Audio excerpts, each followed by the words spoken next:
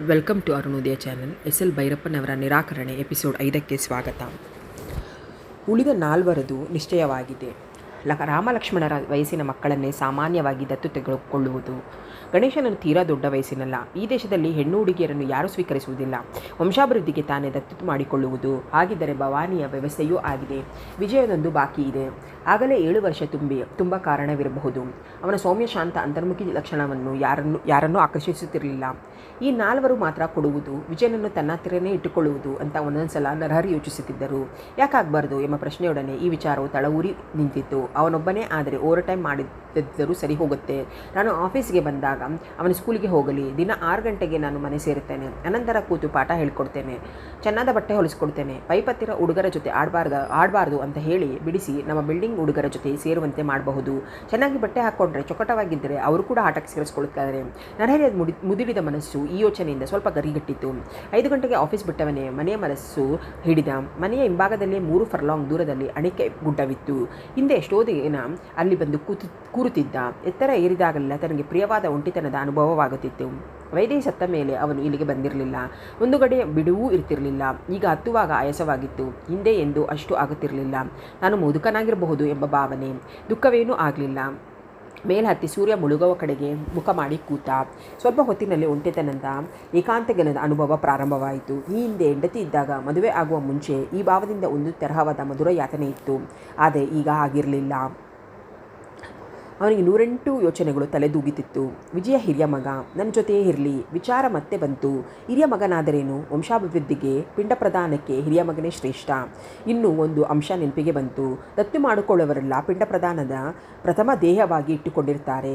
ತಮ್ಮ ಆಸ್ತಿಗೊಬ್ಬ ದಿಕ್ಕು ಎಂಬಂದೇ ಪಿಂಡ ಕಾಣಿಕೆಯ ಕರ್ತವ್ಯದ ಹಿಂದೆ ನಿಲ್ಲುವ ಪರಿಗಣನೆ. ಪಿಂಡ ಹಾಕುವುದರಿಂದ ಆಸ್ತಿಯ ಅಧಿಕಾರ. ಆದರೆ ತನ್ನ ಮಟ್ಟಿಗೆ ಇವೆರಡರಲ್ಲೂ ಯಾವುದೂ ಇಲ್ಲ. ತನ್ನದೆಂಬ ಯಾವ ಆಸ್ತಿಯೂ ಇಲ್ಲ. ಸ್ವಂತದ ಒಂದು ಹಳೆ ಟೈಪ್ರೈಟರ್ ಕೂಡ ಇಲ್ಲ. ಸತ್ತ ಮೇಲೆ ಮಗನಿಂದ ಪಿಂಡ ದೊರಕೋದ್ರಲ್ಲಿ ಶ್ರದ್ಧೆಯೂ ಇಲ್ಲ. ಯಾವೆಗೆಗೆ ಎಷ್ಟೋ ಆಲೋಚನಿಸಿದ. ಚಿಕ್ಕ ವಯಸ್ಸಿನಲ್ಲಿ ಸತ್ತ ತಂದೆ ತಾಯಿರ ನೆನಪಿನಲ್ಲಿ ಅವನು ಕೂಡ ಯಾವ ಶ್ರಾದ್ದ ಅಥವಾ ಪಿಂಡ ಹಾಕಿರಲಿಲ್ಲ. ಮೊದಲು ಮದುವೆಯಾದಾಗ ಹೊಸದರಲ್ಲಿ ಹಿಂದೂಸ್ತಾನ ಸುತ್ತಲೂ ಋಷಿಕೇಶ, ಕಾಶಿ, ಗಯಾಗಳಿಗೆ ಹೋಗಿದ್ದ. ವಿಷ್ಣುಪಾದವನ್ನು ಸಹ ನೋಡಿದ್ದ. 11 ರೂಪಾಯಿ ಖರ್ಚಾಗಿತ್ತು. ತಂದೆ ತಾಯಿ ಇಬ್ಬರಿಗೂ ಪಿಂಡ ಹಾಕ್ಬೋದಿತ್ತು. ಆದರೆ ಹಾಕಿರಲಿಲ್ಲ. ನಂಬಿಕೆ ಕೂಡ ಇರಲಿಲ್ಲ. ಜೇಬಿನಲ್ಲಿ ದುಡ್ಡಿತ್ತು. ಒಬ್ಬ ಪಂಡ ಎದುರಿಗೆ ನಿಂತು ವಿಷ್ಣು ಪಾದಪಿಂಡ ಮಹಿಮೆಯನ್ನು ಅರಚುತ್ತಿದ್ದ. ಪಂಡನ ಮೇಲೆ ಕನಿಕರ ಹುಟ್ಟಿ ಅವನಿಗೆ 5 ರೂಪಾಯಿ ಭಿಕ್ಷೆ ಕೊಟ್ಟು ಅಲ್ಲಿಂದ ಹೊರಟು ಹೋಗಿದ್ದ. ಪಿಂಡ ಹಾಕಲಿಲ್ಲ. ಉದಕವನ್ನೂ ಬಿಡಲಿಲ್ಲ. ಇಂದಿಗೂ ಮನೋಭಾವ ಬದಲಾಯಿಸಲಿಲ್ಲ. ತನಗೆ ಗಂಡು ಮಗ, ಅದರಲ್ಲೂ ಹಿರಿಯವನು. ಯಾಕೆ ಬೇಕು? ವಿಜಯನನ್ನು ಯಾರೂ ಕೇಳಿಲ್ಲ ಅಂತ ತಾನೇ ಇಟ್ಟುಕೊಳ್ಳುವುದಾದರೆ ಬೇರೆ ಮಾತ್ಯಾಕೆ? ಆದರೆ ಅವನನ್ನು ಇಟ್ಟುಕೊಳ್ಳುವ ಯೋಚನೆಯಲ್ಲಿ ಆಕರ್ಷಣೆ ಹುಟ್ಟುತ್ತಿದೆ. ಈ ಆಕರ್ಷಣೆಯ ಒಂದು ರೀತಿಯ ಪಕ್ಷಪಾತದ ಗುರುತಲ್ಲವೇ? ತನಗೆ ಹುಟ್ಟಿದ 5 ಮಕ್ಕಳೆಲ್ಲವೂ 4 ಯಾವ ಸಂಬಂಧವೂ ಇಲ್ಲದಂತೆ ಕೊಟ್ಟು ಕಳಿಸಿ ಇವನೊಬ್ಬನನ್ನು ಯಾಕೆ ಮುಂದುವರಿಸಿಕೊಳ್ಬೇಕು? ಇವನನ್ನು ಯಾರೂ ಕೇಳುವರಿಲ್ಲವೆಂದಲ್ವಾ? ಸದ್ಯದಲ್ಲಿ ಯಾರಾದರೂ ಕೇಳಬಹುದು. ಆಗ ಏನು ಮಾಡುವುದು? ಒಪ್ಪಿಕೊಟ್ಟು ಬಿಡೋಣವೇ? ಕೊಡುವುದೇ ಸರಿ ಎಂದು ನಿಶ್ಚಯಿಸಿದ. ತಕ್ಷಣ ಮನಸ್ಸಲ್ಲಿ ಏನೋ ಸುಡುವಂತೆ ಆಯಿತು. ಕೊಡುವುದು ಬೇಡ ಎಂದು ನಿಶ್ಚಯಿಸಿದ. ಇದರಿಂದ ವಿಜಯನಿಗೆ ಸಂತೋಷವಾಗಬಹುದು. ಅಕ್ಕ ಮತ್ತು ತಮ್ಮಂದಿರದ ಇಲ್ಲದಿದ್ದ ಮೇಲೆ ಅವನಿಗೆ ಹೇಗೆ ಸಂತೋಷವಾಗಿರ್ತಾನೆ? ಹಾಗೆ ನೋಡಿದರೆ ಯಾರಿಗೂ ಸಂತೋಷ ಸಂಗತಿಯಲ್ಲ. ಭವನಿ ಯಾರ ಮನೆಗೆ ಹೋದರೂ ತನ್ನ ತಮ್ಮಂದಿರನ್ನು, ನನ್ನನ್ನು ಜ್ಞಾಪಿಸಿಕೊಳ್ಳುತ್ತಾಳೋ? ಗಣೇಶ ಹೋಗಲು ಎಷ್ಟೇ ಕುಣಿದರೂ ಹೋದ ಮೇಲೆ ದುಃಖ ಪಟ್ಟಿಬಿಡುತ್ತಾನೆ. ರಾಮಲಕ್ಷ್ಮಣರಿಗೆ ಏನೂ ತಿಳಿದಿಲ್ಲ. ಹಾಗಾಗಿ ಅವರು ಏನೂ ಯೋಚಿಸುವುದಿಲ್ಲ. ಯಾರನ್ನು ದತ್ತು ಕೊಡುವುದು ಬೇಡ. ಎಲ್ಲ ಮಕ್ಕಳು ಒಟ್ಟಿಗೆ ಇರಲಿ. ಈಗ ಮಾತು ನಿಶ್ಚಯಿಸಿದ. ನಾನು ಯಾರಿಗೂ ಕೊಡುವುದಿಲ್ಲ, ಕ್ಷಮಿಸಿ ಎಂದು ಪತ್ರ ಹಾಕಿಬಿಡಬೇಕು ಎಂಬ ವಿಚಾರ ಮನಸ್ಸಿನಲ್ಲಿ ಹುಟ್ಟಿತು. ಆದರೆ ಮಕ್ಕಳನ್ನು ಇಟ್ಟುಕೊಂಡು ಏನು ಮಾಡುವುದು? ಸಾಕುವರ್ಯಾರು? ನನ್ನ ಓವರ್ ಟೈಮ್ ದುಡಿಮೆ, ಭವಾನಿಯ ಮೇಲ್ವಿಚಾರಣೆ, ವಿಜಯ ಗಣೇಶರ ಪೈಪತ್ತಿರ ಹೋಗದಂತೆ ತಡೆಯೋರು ಯಾರು? ಸಣ್ಣ ಮಕ್ಕಳ ಸೇವೆ, ಹಳೆಯ ಪ್ರಶ್ನೆಗಳೇ ಎಲ್ಲರನ್ನು ದತ್ತು ಕೊಡಬೇಕೆಂಬ ತೀರ್ಮಾನಕ್ಕೆ ಮತ್ತೆ ಬಂದ. ಇದಕ್ಕಿದ್ದ ಹಾಗೆಯೇ ಒಂದು ಉಪಾಯ ಹೊಳೆಯಿತು. ಶಣೆಯನ್ನು ಕೇಳಿ 200 ರೂಪಾಯಿ 300 ರೂಪಾಯಿ ಸಾಲ ಪಡೆಯೋದು. ಚೆನ್ನಾಗಿರುವ ಒಂದು ಸೆಕೆಂಡ್ ಹ್ಯಾಂಡ್ ಟೈಪ್ರೈಟರ್ ಕೊಳ್ಳುವುದು. ಶಣೆಯವರಿಗೆ ಎಷ್ಟೋ ಲೇಖಕರು, ಪ್ರೊಫೆಸರ್ಗಳು ಗೊತ್ತಿದ್ದಾರೆ. PhD ಥೀಸಿಸ್ ಲೇಖನಗಳು, ಇಂಗ್ಲೀಷ್ ಪುಸ್ತಕಗಳು, ಹಸ್ತಪ್ರತಿ ಟೈಪ್ ಮಾಡೋದು. ನನ್ನಷ್ಟು ಚೆನ್ನಾಗಿ ಇಂಗ್ಲೀಷ್ ಜ್ಞಾನವಿರೋ ಟೈಪಿಸ್ಟರು ಬೊಂಬಾಯಲ್ಲಿ ಎಷ್ಟು ಜನ ಸಿಗಬಹುದು? 5ಕ್ಕೆ ಸರಿಯಾಗಿ ಆಫೀಸ್ ಬಿಡೋದು. ಓವರ್ ಟೈಮ್ ಮಾಡಲ್ಲ. ಮನೆಗೆ ಬಂದು ಪ್ರೈವೇಟ್ ಜಾಬ್ ಟೈಪಿಂಗ್ ಮಾಡ್ತೀನಿ. ಬೆಳಗ್ಗೆ ಎದ್ದ ತಕ್ಷಣ 2 ಗಂಟೆ, ದಿನಕ್ಕೆ 5 ರೂಪಾಯಿ ಸಂಪಾದನೆ ಆಗುತ್ತೆ. ಅಡಿಗೆ ಎಲ್ಲ ಕೆಲಸನೂ ಭವಾನಿ ಮಾಡಲಿ, ವಿಜಯ ಮಾಡಲಿ. ನಾನು ಎದುರಿಗಿದ್ದು ಅವರಿಗೆ ಸಲಹೆ ಕೊಡ್ತೀನಿ. ಭಾನುವಾರ ಬೆಳಗ್ಗೆ ಏನಾದರೂ ಮನೆ ಕೆಲಸ ಮಾಡಿ ಮಧ್ಯಾಹ್ನ ಹುಡುಗರನ್ನು ಕರ್ಕೊಂಡು ಎಲ್ಲಾದರೂ ತಿರುಗಾಡಕ್ಕೆ ಹೋಗೋದು. ಉಪಾಯ ಅದ್ಭುತವಾಗಿತ್ತು. ಒಂದು ಕ್ಷಣ ಮೈ ಪುಳಕಿತವಾಯಿತು. ಈ ಯೋಚನೆಯಲ್ಲಿ ತಲ್ಲೀನವಾಗಿ ಅವನು ಇನ್ನೂ 10 ನಿಮಿಷ ಅಲ್ಲೇ ಕೂತ. ಅಷ್ಟರಲ್ಲಿ ಸೂರ್ಯ ಮುಳುಗಿ ಗುಡ್ಡದ ಮೇಲಿನ ಸುಗತ್ತಲೆ ಕೂಡಿತು. ಈ ತೀರ್ಮಾನದೊಡನೆ ಅದೇನು ಕಳೆದುಕೊಂಡಂತೆ ಯಾವುದರಿಂದಲೂ ತಾನು ವಂಚಿತನಾದಂತೆ ಎನಿಸಿಕೊಂಡಿತು. ತನ್ನ ಮಕ್ಕಳು ತನ್ನೊಡನೆ ಉಳಿಯುವಾಗ ತಾನು ಯಾಕೆ ಕಳೆದುಕೊಳ್ಳೋದು? ಅದಕ್ಕಿಂತ ಹೆಚ್ಚೇನಾದರೂ ಏನು ಪ್ರಶ್ನೆ ಇದೆ ಎಂದು ಹುಟ್ಟಿತು. ಸುಮಾರು 10 ನಿಮಿಷ ಯಾವ ಉತ್ತರವೂ ದೊಳೆಯಲಿಲ್ಲ. ಅನಂತರ ಇದ್ದಕ್ಕಿದ್ದ ಹಾಗೆ ಒಡೆದು ಬಿಟ್ಟಿತು ಒಂಟಿತನದ ಬಯಕೆ. ಇಷ್ಟು ದಿನ ಅದು ಸೂಕ್ತ. ಆದರೆ ಪ್ರಬಲವಾಗಿ ತನ್ನ ಆಲೋಚನೆ ಕ್ರಿಯೆಗಳನ್ನೆಲ್ಲ ನಿರ್ದೇಶಿಸುತ್ತಿತ್ತು. ಮನದಲ್ಲಿ ಮನೆ ಮಾಡಿ ಅಭ್ಯಾಸವಾದ ಅದು ಒಂದು ವಿಧವಾದ ಮಾಧುರ್ಯವನ್ನು ಕೊಡುತ್ತಿತ್ತು. ವೇದಾಂತಿಕ ಮನೋಭಾವದ ಜನ ಕರ್ತವ್ಯ ತಪ್ಪಿಸಿಕೊಳ್ಳುವುದರಲ್ಲೂ ಯಾವಾಗಲೂ ಮುಂದು ಎಂದು ಬಸ್ನಲ್ಲಿ ಯಾರೋ ಮಾತನಾಡಿಕೊಳ್ಳುತ್ತಿದ್ದು ಅವನ ನೆನಪಿಗೆ ಬಂತು. ಜೀವನದ ಮೂಲ ಸ್ಥಿತಿ ಒಂಟಿತನ, ಅದನ್ನು ತಪ್ಪಿಸಿಕೊಳ್ಳಲು ಮಹಾವಿಫಲ ಪ್ರಯತ್ನ ಎಂದು ತಾನೇ ಎಲ್ಲೋ ಓದಿದ ನೆನಪು. ಈ 2 ಮಾತುಗಳು ಬಾಹ್ಯರ್ಥವನ್ನು ನೆನೆದು ಅವನು ತನ್ನಲ್ಲಿಯೇ ಉಸಿನಕ್ಕ. ಅಷ್ಟರಲ್ಲಿ ಚೆನ್ನಾಗಿಯೇ ಕತ್ತಲೆ ಆಗಿತ್ತು. ಮನೆಯಲ್ಲಿ ಅಡುಗೆ ಕೆಲಸ ಇದೆ ಅಂತ ತಿಳಿದು ಎದ್ದು ಕೆಳಗೆ ಇಳಿಯಲು ಪ್ರಾರಂಭಿಸಿದ. ನರಹರಿ ಮನೆ ತಲುಪುವ ವ್ಯಕ್ತಿಗೆ ಒಬ್ಬ ದಂಪತಿಗಳು ಬಂದಿದ್ದರು. ತಮ್ಮ ಕೈಚೀಲಗಳು ಮತ್ತು ಒಂದು ಚರ್ಮದ ಪೆಟ್ಟಿಗೆಯನ್ನು ಅಲ್ಲಿಯೇ ಇಟ್ಟುಕೊಂಡಿದ್ದು ಅವರ ಪೈಕಿ ಗಂಡಸು ರೂಮಿನಲ್ಲಿ ರಾಮಲಕ್ಷ್ಮಣರು ಮತ್ತು ಗಣೇಶನೊಡನೆ ಆಟನಾಡುತ್ತಿದ್ದರು. ವಿಜಯ ಸುಮ್ಮನೆ ಕುಳಿತಿದ್ದ. ಹೆಂಗಸು ಭವಾನಿಯೊಡನೆ ಅಡಿಗೆ ಮನೆಯಲ್ಲಿ ಉರಿಯುವ ಸ್ಟೌವ್ಗಳ ಮುಂದೆ ಕುಳಿತಿದ್ದಳು. ಆಕೆ ಸ್ಟೌವ್ ಹೊತ್ತಿಸಿಕೊಟ್ಟಿದ್ದಾರೆ. ಭವಾನಿಯನ್ನು ಕೇಳಿ ಅಕ್ಕಿ ಬೇಳೆಗಳನ್ನು ಒಲೆಯ ಮೇಲೆ ಏರಿಸಿದ್ದರು ಎಂದು ನೋಡಿದರೆ ತಿಳಿಯುತ್ತಿತ್ತು. ಮುಖದ ಮಾಟ ಮತ್ತು ಉಡುಗೆಯಿಂದ ಅವರು ಬಂಗಾಳಿಯವರು ಎಂದು ತಿಳಿಯುತ್ತಿತ್ತು. ಗಂಡನಿಗೆ 37-38 ವಯಸ್ಸು, ತೆಳ್ಳನೆ ಮೈಕಟ್ಟು, ಹಿಂದಕ್ಕೆ ಉದ್ದವಾದ ಬಿಟ್ಟ ಕೂದಲು, ಕನ್ನಡಕ, 30ರ ಸುಮಾರಿನ ಹೆಂಗಸು, ಬಿಳಿ ಸೀರೆ ಉಟ್ಟು ಬೈತಲೆ ಸಿಂಧೂರ ಇಡಿಸಿದ್ದರು. ನರಹರಿ ತನ್ನ ಹೆಸರೊಡನೆ ಪರಿಚಯ ಹೇಳಿಕೊಂಡ ಮೇಲೆ ಗಂಡಸರೆಂದರೆ ಧೀರೇಂದ್ರ ಮೋಹನ್ ಬೋಸು, ಜೊಬಲಾಪುರ. ಕಾಗದ ಬರೆದಿದ್ದನ್ನೆಲ್ಲ ನೆನಪು ಹತ್ತಿತ್ತೇನು ಅಂತ ಕೇಳಿದರು. ಆದೆಷ್ಟೋ ಕಾಗದ ವ್ಯವಹಾರಗಳು ನರಹರಿಗೆ ತಕ್ಷಣ ಜ್ಞಾಪಕವಾಗಲಿಲ್ಲ. ಅವರೇ ಜ್ಞಾಪಿಸಿದರು. DM ಬಸ್ Jabalpur railway station assistant station master ಹಾಕಿದ್ದಾರೆ. ನಾವು ಸಾಧ್ಯವಾದಷ್ಟು ಬೇಗ ಬರುವುದಾಗಿ, ಆದರೆ ಎಕ್ಸಿಕ್ಯೂಟಿವ್ ಲೈನ್ನಲ್ಲಿರೋದ್ರಿಂದ ನಮಗೆ ರಜೆ ಸಿಕ್ಕಲ್ಲ ಅಂತ ವಿಳಂಬವಾಗಬಹುದು ಅಂತ ಬರೆದಿದ್ವಲ್ಲ. ನರಹರಿಗೆ ಈಗ ನೆನಪಿಗೆ ಬಂತು. ಅವನ ದೃಷ್ಟಿ ನೆಲದ ಕಡೆಗೆ ಹೋಯಿತು. ಅಲ್ಲೆಲ್ಲೋ ಟೋಪಿ ಸುತ್ತಿದ ಗ್ಲೇಸ್ ಕಾಗದಗಳು ಒಡೆದ 2 ಬಿಸ್ಕೆಟ್ ಪ್ಯಾಕೆಟ್ಗಳು ಬಿದ್ದಿದ್ದವು. ಬಸ್ ಎಂದರು. ಬೊಂಬಾಯಲ್ಲಿ ಗುರುತಿನವರಿಲ್ಲ. ರಿಟೈರಿಂಗ್ ರೂಮ್ನಲ್ಲಿ ಬಿಡಾರ ಹೂಡಬೇಕು. ನಿಮ್ಮಲ್ಲೇ ಯಾಕಿರಬಾರ್ದು ಅಂತ ಇಲ್ಲೇ ಬಂದು ಬಿಟ್ಟೆವು. ನನ್ನ ಹೆಂಡತಿ ಅಡಿಗೆ ಮನೆ ಆಕ್ರಮಿಸಿಬಿಟ್ಟಿದ್ದಾಳೆ. ಆಕೆಯ ಹೆಸರು ಶಚಿ. ಹೊರಗೆ ಬಂದು ನಮಸ್ಕಾರ ಹೇಳಿದಳು. ಅವರ ಸಳತೆ ಸೌರಜನ್ಯ ನರಹರಿಗೆ ತೃಪ್ತಿಯಾಯಿತು. ಬಸು ಎಂದರು. ಬಿಜೋಯಿ ಹೆಸರು ಚೆನ್ನಾಗಿದೆ. ಬೊಬ್ಬಾನಿ ಹೇಳಿದ್ದಾಳೆ. ಎಲ್ಲರದ್ದೂ ನಿಶ್ಚಯವಾಗಿದೆಯಂತೆ. ನಮಗೆ ಬಿಜೋಯನೇ ಇರಲಿ. ಅವನ ಮೇಲೆ ನೋಡಿ ಗಂಭೀರವಾಗಿ ಅಂತರ್ಮುಖಿಗೆ ಆಗಿದ್ದಾನೆ. ಕನ್ನಡಿಗೆ ಕನ್ನಡಕ ಹಾಕಿದರೆ ಟೇಟ್ ಬಂಗಾಳಿ ಹುಡುಗನೇ. ಮೀನು ತಿನ್ನೋದೊಂದು ಕಲಿಸಬೇಕು. ಅನಂತರ ತಮಗೆ ತಾವೇ ನಕ್ಕು ಹೇಳಿದರು. ನಾವು ಬಂಗಾಳಿಯಾದರೂ ಮೀನು ತಿನ್ನೋದಿಲ್ಲ. ಅಹಿಂಸವಾದ ಅಂತಲೇನೂ ಅಲ್ಲ. ಏನೋ ಬಿಟ್ಟಿದ್ದೇವೆ. ಅಷ್ಟರಲ್ಲಿ ಅಡಿಗೆ ಆಯಿತು. ಶಚಿಯ ತಟ್ಟೆಯಲ್ಲಿ ಅನ್ನ ಸಾರು ಕಲಿಸಿ ತಂದು ಕೋಣೆಯ ಮುಂದೆ ಮೂಲೆಯಲ್ಲಿ ಇದ್ದ ರಾಮಲಕ್ಷ್ಮಣರನ್ನು ಎತ್ತಿಕೊಂಡು ತೊಡೆಯ ಮೇಲೆ ಕೂರಿಸಿಕೊಂಡು ಅವರಿಗೆ ಊಟವನ್ನು ಉಣ್ಣಿಸಿದಳು. ಈ ಚಿಕ್ಕ ಮಕ್ಕಳಿಗೆ ಹೀಗೆ ಬಾಯಿಗೆ ತುತ್ತು ಕುಡಿಸಿ ಉಣ್ಣುವ ಅಭ್ಯಾಸವೇ ತಪ್ಪಿ ಹೋಗಿತ್ತು. ಒಂದೊಂದು ಮಗುವನ್ನು ಮುದ್ದಿಸಿ ಪ್ರೀತಿಯ ಮಾತನಾಡಿ ಆಕೆ ತಿನ್ನಿಸುವುದನ್ನು ನೋಡಿದರೆ ಅವೆರಡು ಆಕೆ ಹೊಟ್ಟೆಯಲ್ಲಿ ಹುಟ್ಟಿದ ಮಕ್ಕಳೆಂದೇ ತಿಳಿಯದವರು ಹೇಳಬಹುದಾಗಿತ್ತು. ಊಟ ಮಾಡಿಸಿದ ಮೇಲೆ ಬಚ್ಚಲಿಕ್ಕೆ ಕರೆದುಕೊಂಡು ಹೋಗಿ ಬಾಯಿ ತೊಳಿಸಿ ಬೆನ್ನು ತಟ್ಟುತ್ತಾ ಸಣ್ಣ ದನಿಯಲ್ಲಿ ಒಂದು ಬಂಗಾಳಿ ಜೋಗುಳ ಹಾಡಿದರು. ಮಕ್ಕಳೆರಡು ಮಲಗಿದವು. ಅನಂತರ ಮೇಲೆ ಎದ್ದು ಭವಾನಿ ವಿಜಯ ಗಣೇಶರನ್ನು ಕೂರಿಸಿ ಬಡಿಸಿದಳು. ತಾನೇ 3 ಜನಕ್ಕೂ ಕಲಿಸಿಕೊಟ್ಟಾಗ ಅವರಿಗೆಲ್ಲ ಸಂಕೋಚವೆನಿಸಿತು. ತಟ್ಟೆಯಿಂದ ತೆಗೆದು ಕಿರಿಯ ಗಣೇಶನಿಗೆ ಬಾಯಿಗಿಟ್ಟು ತಿನಿಸತ ಹೋದಳು. ಅವನ ನಾಚಿಕೆಯಿಂದ ಮುಖವನ್ನು ಪಕ್ಕಕ್ಕೆ ತಿರುಗಿಸಿಕೊಂಡ. ಯಾಕೆ ನಾಚ್ಕೋತೀಯ ಬೇಟಾ, ನಾನು ನಿನ್ನ ಅಮ್ಮ ಎಂದು ತನ್ನ ಎಡಗೈಯಿಂದ ಅವನ ಮುಖ ತಿರುಗಿಸಿ ಬಾಯಿಗೆ ತಿನಿಸಿದಳು. ಭವಾನಿ ತಟ್ಟೆ ತೊಳೆಯಲು ಎತ್ತಿಕೊಂಡರೂ ಇಡದೆ ತಾನೇ ತೊಳೆದಳು. ಆಕೆ ನರಹರಿ ಮತ್ತು ತನ್ನ ಪತಿಗೆ ತಟ್ಟೆ ಹಾಕಿದಳು. ತಾನೇ ಮನೆ ಯಜಮಾನಿಯಂತೆ ಸತ್ಕಾರ ಭಾವದಿಂದ ಇಬ್ಬರಿಗೂ ಉಪಚಾರ ಮಾಡಿ ಬಡಿಸಿದಳು. ಮನೆ ಯಜಮಾನಿಗಾಗಿ ತಾನು ಏನಾದರೂ ಉಪಚಾರ ಹೇಳಬೇಕೆಂದು ಯೋಚಿಸಿದರೂ ನರಹರಿಯ ಮನಸ್ಸಿಗೆ ಮಾತು ಹೊಳೆಯಲಿಲ್ಲ. ಊಟವಾದ ಮೇಲೆ ಅವನು ಹಾಸಿಗೆ ಹಾಕಿದ. ಅಷ್ಟರಲ್ಲಿ ಆಕೆ ಒಳಗೆ ಕೂತು ತನ್ನ ಊಟ ಮುಗಿಸಿ ಹೊರಗೆ ಬಂದು ಹೇಳಿದಳು. ಇಲ್ಲಿ ಸಾಲಾಗಿ ಹುಡುಗರು ಮಲಗಿ ಅವರ ಮಧ್ಯೆ ನಾನು ಮಲ್ಕೋತೀನಿ, ನೀವಿಬ್ಬರು ಆಚೆ ಮಲ್ಕೊಳ್ಳಿ ಅಂತ ಹೇಳಿದರು.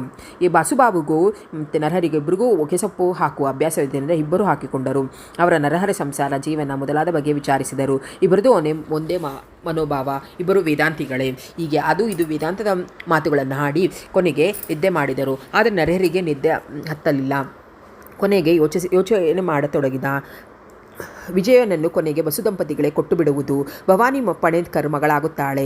ಗಣೇಶ ಆಗ್ರಾಕ್ಕೆ ಹೋಗುತ್ತಾನೆ. ರಾಮಲಕ್ಷ್ಮಣರು ಹೇಗೋ ನಿಶ್ಚಯವಾಯಿತು. ಹುಡುಗರೆಲ್ಲ ಪ್ರೀತಿ ಸಿಗುತ್ತೆ, ಅನುಕೂಲವಾಗುತ್ತೆ. ರೋಗರುಜಿನವಾದರೆ ಸೇವೆ ದೊರೆಯುತ್ತದೆ. ಮುಂದೆ ಎಲ್ಲರಿಗೂ ವಿದ್ಯಾಭ್ಯಾಸಕ್ಕೆ ಅನುಕೂಲವಾಗುತ್ತೆ. ಭವಾನಿ ತಮ್ಮಂದಿರನ್ನು ಕಳ್ಕೊಳ್ತಾಳೆ ನಿಜ, ಆದರೆ ಹೆಣ್ಣು ಮಕ್ಕಳು ಯಾಗೋ ಸೋದರರನ್ನು ಬಿಟ್ಟು ಹೋಗಲೇಬೇಕು. ಈಗ ಒಬ್ಬ ಅಣ್ಣ ಸಿಗ್ತಾನೆ. ಪಣೇದ್ಕರರ ಮಗ ವಿಠಲನ ಪ್ರೀತಿ ತಂಗಿಯಾಗುತ್ತಾಳೆ. ತಾನು ತನ್ನ ಪ್ರೀತಿಯ ಒಂಟಿತನದಲ್ಲಿರ್ತೀನಿ. ಮಕ್ಕಳನ್ನು ನನ್ನ ಜೊತೆ ಇಟ್ಟುಕೊಳ್ಳೋದು ಇಬ್ಬರಿಗೂ ಕೆಟ್ಟದಾಗುವ ಮೋಹ.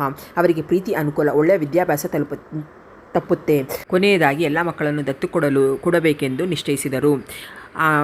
ಎಲ್ಲ ಮಕ್ಕಳನ್ನು ಒಂದೇ ದಿನ ದತ್ತು ಕೊಡಬೇಕೆಂದು ನಿಶ್ಚಯಿಸಿ ಎಲ್ಲ ಮಕ್ಕಳನ್ನು ಶಾಸ್ತ್ರೋಕ್ತವಾಗಿ ದತ್ತು ಕೊಡಲು ದಿನ ಬಂದೇ ಬಿಟ್ಟಿತ್ತು. ಅಷ್ಟು ದಿನ ಉಲ್ಲಾಸದಿಂದ ಉತ್ಸಾಹದಿಂದ ಇರುತ್ತಿದ್ದ ಗಣೇಶ ಕೊನೆಗೆ ದತ್ತು ಕೊಡುವ ದಿನ ನಾನು ಹೋಗಲ್ಲ ಎಂದು ಹಠ ಮಾಡಿ ಅಪ್ಪನ ತೊಡೆಗಳನ್ನು ಹಿಡಿಯೇ ಬಿಟ್ಟ.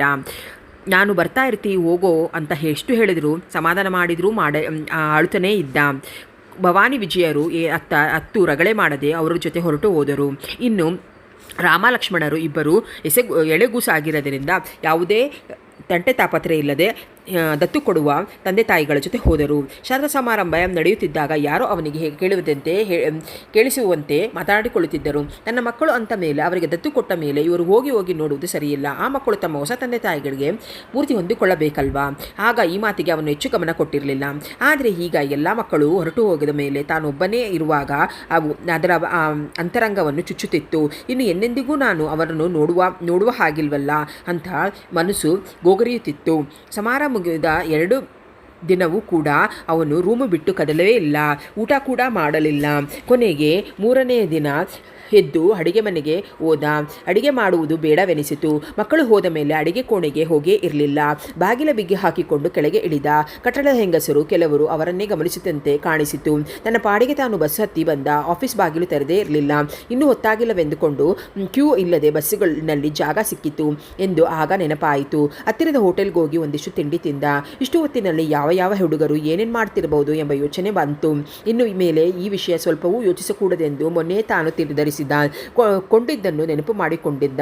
ಅರ್ಧ ಎಲೆ ಒಂದು ಚೂರು ಹೊಗೆ ಸೊಪ್ಪು ಹಾಕಿಕೊಂಡು ಗೇಟ್ವೇ ಕಡೆ ತಿರುಗಾಡಿಕೊಂಡು ಹೊರಟ. ಸಮುದ್ರದಲ್ಲಿ ಬೆಳಗಿನ ಉಬ್ಬರ ಬಂದಿತ್ತು. ಉಬ್ಬರಕ್ಕೆ ಸಿಕ್ಕಿ ದೂರದಲ್ಲಿ ತಲ್ಲಣಿಸುತ್ತಿದ್ದ ಸಣ್ಣ ಹಡಗನ್ನು ನೋಡಿದ. 2 ನಿಮಿಷ ನಿಂತು ನೋಡುವುದರಲ್ಲಿ ಯಾಕೋ ಬೇಸರವೆನಿಸಿತು. ಬೇಸರವೋ ಭಯವೋ ಅಥವಾ ಮತ್ತೆ ಯಾವ ಭಾವವೋ ಬಿಡಿಸಿಕೊಂಡು ನೋಡಿಕೊಳ್ಳಲಾಗಲಿಲ್ಲ. ಹಿಂತಿರುಗಿ ಹಾರ್ವಿಮ್ ರಸ್ತೆಯ ಕಡೆಗೆ ಬೇಗ ನಡೆಯಲು ಶುರು ಮಾಡಿದ. ಕೈಗಡೆಯರ ನೋಡಿಕೊಂಡ. ಅಷ್ಟು ಬೇಗ ನಡೆಯುವ ಅಗತ್ಯವಿಲ್ಲವೆನಿಸಿತು. ಹೆಡ್ ಕ್ಲರ್ಕ್ ಕೇಳಿದ, ನೀವು ನಿನ್ನೆ ಮೊನ್ನೆಯೇ ಬರ್ತೀರಾ ಅಂದ್ಕೊಂಡಿದ್ದೆ, ಯಾಕೆ ಬರಲಿಲ್ಲ? ಲೀವ್ ಮಾರ್ಕ್ ಮಾಡಿದೆ, ಎಲ್ಲ ಸಾಂಗವಾಗಿ ನಡೆಯಿತಾ? ನನಗೆ ಈ ವಿಷಯ ಮಾತನಾಡುವುದು ಇಷ್ಟವಿಲ್ಲವೆಂದುಕೊಂಡ ಮುಖಭಾವದಿಂದಲೇ ಅರಿತು ಎಂದ. ಹೋಗಲಿ ಬಿಡಿ, ನಿನ್ನೆ ಟೈಮ್ಸ್ ಆಫ್ ಇಂಡಿಯಾದಿಂದ ನಿಮಗೆ ಫೋನ್ ಬಂದಿತ್ತು. ಇವನು ಫೋನ್ ಮಾಡಿದಾಗ ಶೆಣೈ ಹೇಳಿದ, ವಿಶೇಷವೇನೂ ಇಲ್ಲ, ಸುಮ್ಮನೆ ಮಾಡಿದೆ, ಸಾಯಂಕಾಲ ಈ ಕಡೆ ಬನ್ನಿ. ಆ ದಿನ ಸಂಜೆ ಶೆಣೈನ ಆಫೀಸ್ಗೆ ಹೋಗಿ 1 ಗಂಟೆ ಕಳೆದ. ಅನಂತರ ಅಲ್ಲಿಯೇ ಒಂದು ಉಡುಪಿ ಹೋಟೆಲ್ನಲ್ಲಿ ಊಟ ಮಾಡಿ ರಾತ್ರಿ 10 ಗಂಟೆಗೆ ಮನೆಗೆ ಬಂದು ಮಲಗಿದ. ನಿದ್ದೆ ಬರುವುದು ಕಷ್ಟವಾಗಲಿಲ್ಲ. ಆದರೆ ದಿನವೂ ಶೆಣೈಯನ್ನು ಭೇಟಿ ಮಾಡಲು ಸಾಧ್ಯವಿರ್ತಾ ಇರಲಿಲ್ಲ. ಭೇಟಿಯಾಗುವ ಕೆಲಸವೂ ಏನೂ ಇರ್ತಾ ಇರಲಿಲ್ಲ. ಪತ್ರಿಕೋದ್ಯಮಿಗಳಿಗೆ ಅವನಿಗೆ ಸಂಜೆಯ ಹೊತ್ತು ಬಿಡುವಿರ್ತಿರಲಿಲ್ಲ. ಆದ್ದರಿಂದ ಮರುದಿನ ಸಂಜೆ 5 ಗಂಟೆಗೆ ಬಸ್ ಹತ್ತಿದ. 6 ಕಾಲಿಗೆ ಮನೆ ಸೇರಿದಾಗ ಇನ್ನೂ ಸೂರ್ಯ ಮುಳುಗಿರಲಿಲ್ಲ. ಮನೆಯಲ್ಲೇ ಕೂತು ಮಾಡುವುದೇನು, ಅಡಿಗೆ ಮಾಡುವ ಲಹರಿ ಇಲ್ಲ. ರಾತ್ರಿ ಉಪವಾಸವಿದ್ದರಾಯಿತು ಎಂದು ತೀರ್ಮಾನಿಸಿದ. ಸಂಸಾರ ಬೆಳೆಯುವ ಮೊದಲು ಕುಳಿತಿದ್ದ ವೇದಾಂತದ ಹಳೆಯ ಪುಸ್ತಕಗಳನ್ನು ಮತ್ತೆ ಓದಿಬಿಡೋಣ. ಅವುಗಳನ್ನು ತುಂಬಿಬಿಡುವ ಮೇಲೆ ಪೇರಿಸಿದ 2 ದೊಡ್ಡ ತಗಡಿನ ಪೆಟ್ಟಿಗೆಯನ್ನು ಕೆಳಗಿಳಿಸಿದ. ಧೂಳು ಕೊಡವಿ ಒಂದೊಂದರ ಮುಖಪುಟಗಳನ್ನು ನೋಡುವಾಗಲೂ ಅವುಗಳನ್ನು ಕೊಂಡು ಹೋದುವಾಗ ಮತ್ತೆ ಅನಂತರ ಇದ್ದ ತನ್ನ ಮನಸ್ಥಿತಿಯನ್ನು ನೆನಪಾಗುತ್ತಿತ್ತು. ವೇದಾಂತ ಪುಸ್ತಕಗಳು ಯಾವುದಕ್ಕೆ ಅಂಟಬಾರದು ಎಂಬ ನೀತಿಯನ್ನು ಕಲಿಸುತ್ತವೆ. ಅವುಗಳ ಕಡೆಗೆ ಗಮನಹರಿಸುವುದು ಅವನ ಚಿಕ್ಕ ವಯಸ್ಸಿನ ಅನುಭವ. ಒಳನೆನಪಿಸಿದ ಹುಟ್ಟೂರು. ಚಿಕ್ಕ ವಯಸ್ಸಿನಲ್ಲಿ ತಂದೆ ತಾಯಿ ತೀರಿಕೊಂಡಿದ್ದರು. ಸಮಷ್ಟಿ ಕುಟುಂಬದಲ್ಲಿ 2 ಚಿಕ್ಕಪ್ಪಂದಿರು, ಒಬ್ಬ ದೊಡ್ಡಪ್ಪ. ಅವರ ಮಕ್ಕಳು ಇವರ ನಡುವೆ ಬೆಳೆದ ಅನುಭವ ಕಹಿಯಾಗಿತ್ತು. ಒಟ್ಟು ಆಸ್ತಿಯಲ್ಲಿ ತನ್ನ ತಂದೆಯದು ಆ ಮೂಲಕ ತನ್ನದೂ ಪಾಲಿತ್ತು. ಆದರೆ ಈ ನ್ಯಾಯವನ್ನು ಗುರುತಿಸಿ ಹಿರಿಯರು ಜ್ಞಾನಿಗಳು ಎಲ್ಲಿ ನಡೆಯುತ್ತಾರೆ? ಮನೆಯ ಜೀತದ ಆಳಿನಂತೆ ಬೆಳೆಯಬೇಕಾಯಿತು. ಹಾಗೆ ಬೆಳೆದರೂ ಬುದ್ಧಿವಂತನಾಗಿ ಓದಿ ಹೈಸ್ಕೂಲ್ ಮುಗಿಸುವುದರಲ್ಲಿದ್ದ. ಅಷ್ಟರಲ್ಲಿ ದೊಡ್ಡಪ್ಪ ಚಿಕ್ಕಪ್ಪಂದಿರ ಪಾಲಾದರು. ಯಾವ ಲೆಕ್ಕದಲ್ಲಿ ಆದರೂ ಹೇಗೆ ಭಾಗ ಮಾಡಿದರೂ ತಿಳಿಯಲೇ ಇಲ್ಲ. ಒಟ್ಟಿನಲ್ಲಿ ತನಗೆ ಸಮಪಾಲು ದೊರೆಯಲೇ ಇಲ್ಲ. ನಿಮ್ಮಪ್ಪ ಕುಡುಕ, ಜೂಜುಕೋರ, ಬೇಕಾದಷ್ಟು ಸಾಲ ಮಾಡಿದ, ಅದೆಲ್ಲ ಕಳೆದು ನಿನ್ನ ಪಾಲಿಗೆ 1 ಎಕರೆ ಬರುತ್ತೆ ಎಂದು ಹೇಳಿದರು. ಅವರನ್ನು ವಿರೋಧಿಸುವ, ಕಾನೂನು ಪ್ರಕಾರ ಗಟ್ಟಿಯಾಗಿ ನಿಲ್ಲುವ ತಿಳುವಳಿಕೆ ಇರಲಿಲ್ಲ. ಅಥವಾ ಧೈರ್ಯವ ಸಾಲದೇನೋ. ಅವರು ಕೇಳಿದ್ದಕ್ಕೆ ಒಪ್ಪಿಕೊಂಡು ಪಾಲುಪಟ್ಟಿಯಾಯಿತು. ತನ್ನ ತಂದೆಯ ವಾಸ್ತವವಾಗಿಯೂ ಕುಡುಕನಾಗಿರಲಿಲ್ಲ, ಜೂಜಾಡುತ್ತಿರಲೂ ಇಲ್ಲ ಎಂಬುದು ತನಗೂ ತಿಳಿದಿತ್ತು. ಎಕರೆ ಗದ್ದೆಯಲ್ಲಿ ಜೀವನವಾಗುವುದಿಲ್ಲ. ಹೈಸ್ಕೂಲ್ ಪರೀಕ್ಷೆ ಕಟ್ಟಲು ಯಾರೂ 12 ರೂಪಾಯಿ ಕೊಡಲಿಲ್ಲ. ಗದ್ದೆಯನ್ನು ಮಾರಿ ದುಡ್ಡು ಹೊಂದಿಸಬೇಕಾಯಿತು. ಮನೆಯ ಆಸ್ತಿಯನ್ನು ಹೊರಗಿನವರಿಗೆ ಕೊಡಲು ದೊಡ್ಡಪ್ಪ ಬಿಡಲಿಲ್ಲ. 200 ರೂಪಾಯಿ ಎಂದು ಹೇಳಿ ತಾವೇ ಖರೀದಿ ಮಾಡಿಕೊಂಡರು. 12 ರೂಪಾಯಿ ಕೊಟ್ಟರು. ಉಳಿದಿದ್ದು ಆಮೇಲೆ ಕೊಡ್ತೀನಂದ್ರು. ಆಮೇಲೆ ಮತ್ತೆ ಬರಲೇ ಇಲ್ಲ. ನಾನು ಸಾಕಿದ ಹುಡುಗ, ನನ್ನ ಹತ್ರವೇ ವಸೂಲಿ ಮಾಡ್ತೀನಿ ಏನೋ. 4 ಜನದ ಎದುರಿಗೆ ಒಪ್ಪಿಸ್ತೀನಿ ನಿನ್ನ ನಡತೆಯನ್ನ ಎಂದರು. ಜಗಳವಾಡಲು ಮನಸ್ಸು ಬರಲಿಲ್ಲ, ಪ್ರಯೋಜನವೂ ಆಗಲಿಲ್ಲ. ಮೆಟ್ರಿಕ್ ಪರೀಕ್ಷೆಯಾಯಿತು. ಜೀವನಕ್ಕೆ ದಾರಿ ಇರಲಿಲ್ಲ. ಎಲ್ಲಿಯೂ